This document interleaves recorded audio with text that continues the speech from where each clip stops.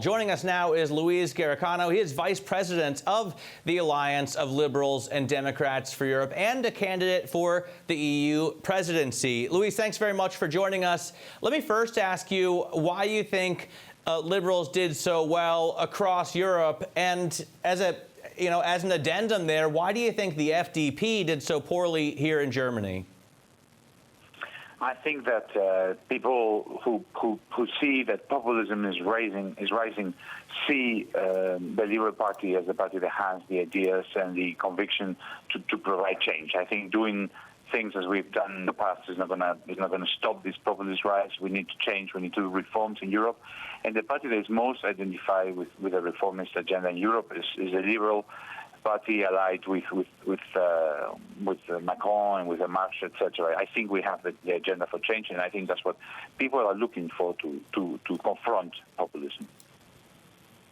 What are the most important items on your agenda for change? What is first and foremost for liberals in Europe, aside from a closer connection or as opposed to breaking up of the Union? Yes, indeed, you have to start for making Europe much closer to the citizens, which is about reducing bureaucracy and reducing excessive institutions. You have to continue with creation of quality jobs. Job creation is really the foremost concern, and that needs competitive in European industry. That means that we are really in the forefront in digital industries and in artificial intelligence. Right now, Europe is really falling behind of 20 top internet firms. There are 11 American and 9 Chinese, non-European. So we really need to have this agenda for industry and for digital industry. We need to have an agenda for climate change. And finally, of course, the agenda for migration. And all of those things, Europe has fallen behind.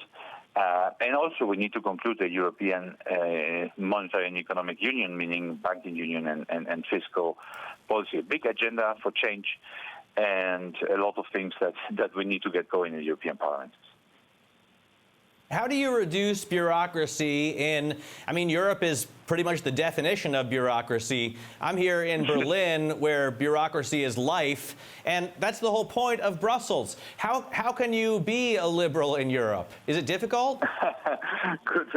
Good question. I would like to be honest, I would like to start by eliminating this rotating place to all the European Parliament meetings. Every month, everybody packs up and moves from Brussels to Strasbourg, which is the extreme inefficiency and the epitome of European bureaucracy. But there's a lot more to do. There are overlapping, for example, agencies for intellectual property.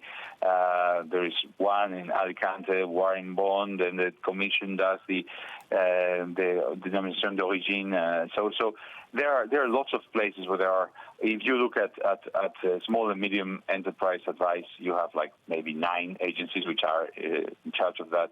There's a lot of duplications, and I think our Liberal candidate to Commission presidency, who's Margrethe Vestager, I think she should be the one, and I think she can do that.